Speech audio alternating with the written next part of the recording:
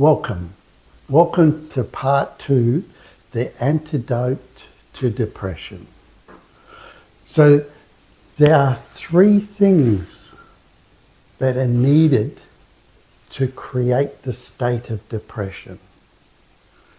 What you focus on, because what you focus on, you feel and you move towards.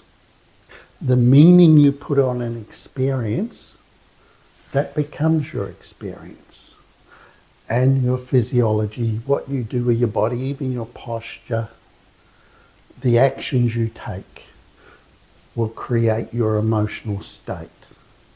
And I'm not saying that you do this consciously, intentionally. Often a lot of this happens unconsciously. And a lot of it can be driven by the past.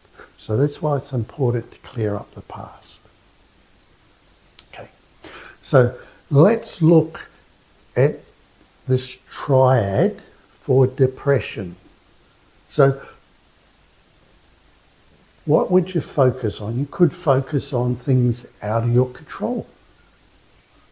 You know, what's happening in the world today, all the corruption and the stuff going on in the world, all the wars and the terrible things. If you focus on that, that could mean that you feel powerless.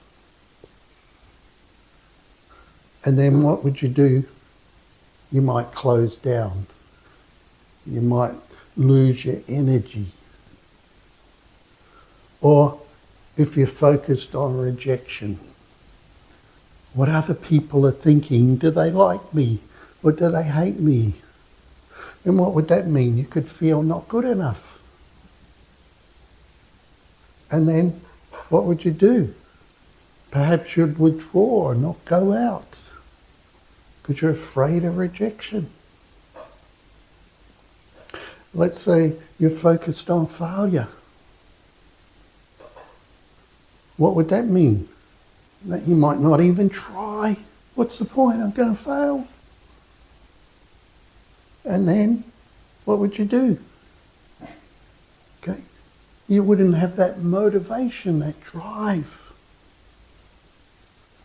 So this is a good way to create depression. So what do you focus on to create depression?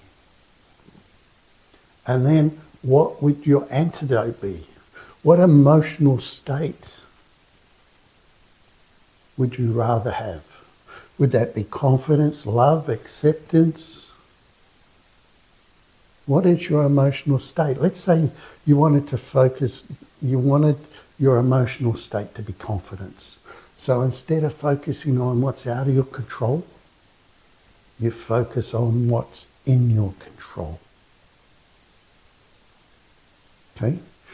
What's in your control?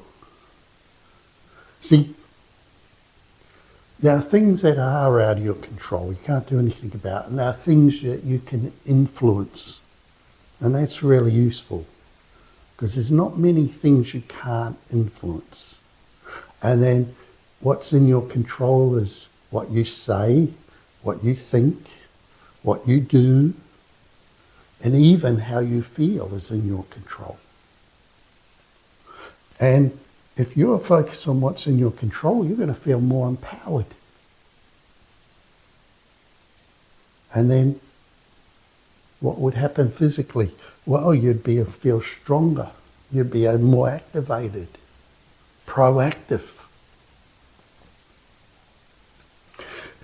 So instead of rejection, let's say you're focused on self-worth. You're focused on liking and valuing yourself. Then, what would that mean? That you don't need other people's approval, you can approve of yourself. Yay, that would be neat. Maybe that could mean that you can have fun and enjoy life. And what actions would happen? You'd be more outgoing. You'd meet people. Enjoy life.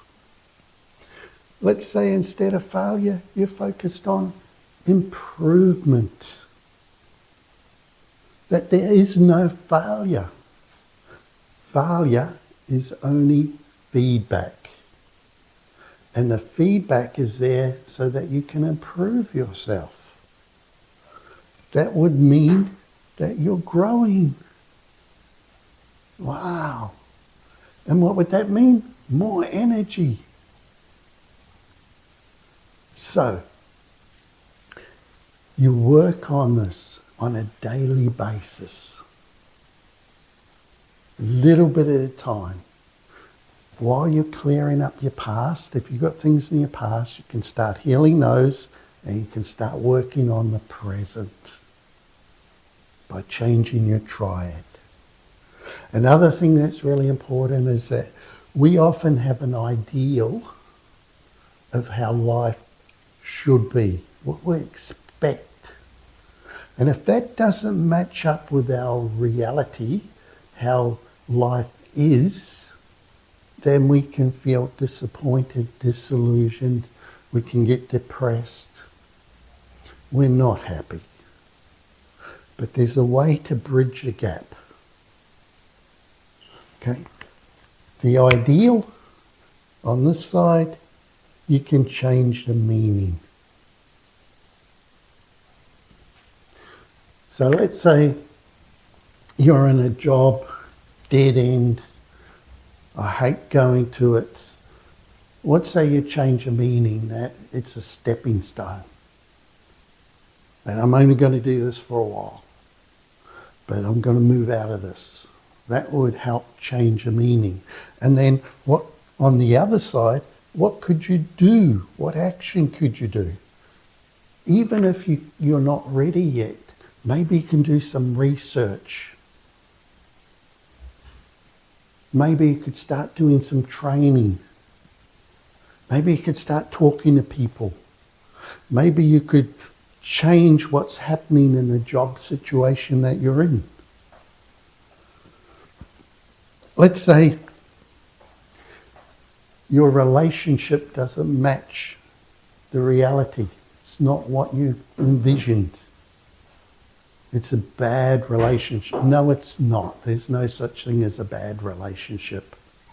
There's only bad ways of relating. If everybody got that, we wouldn't have any more wars. We would find ways of relating that were more beneficial, win-win. So, what do? Already, that's another meaning that you can put on it, how you're relating. That maybe if I want respect, if I want more love, I give more love. I give more respect. Because it tends to be reciprocal, it flows back. And of course, if that's not happening, then you sit down and you talk and you express your true needs. So, what can you do? Maybe more acts of kindness, unconditional love. Bring something into the relationship to create what you want in it. So you're starting to bridge it. And when you do enough changing of the meaning, changing of what you're doing, you bridge it together. Sometimes, though, you need to change your ideal because you had an image of how things should be in the past, but that's out of date. It's not relevant where you are now.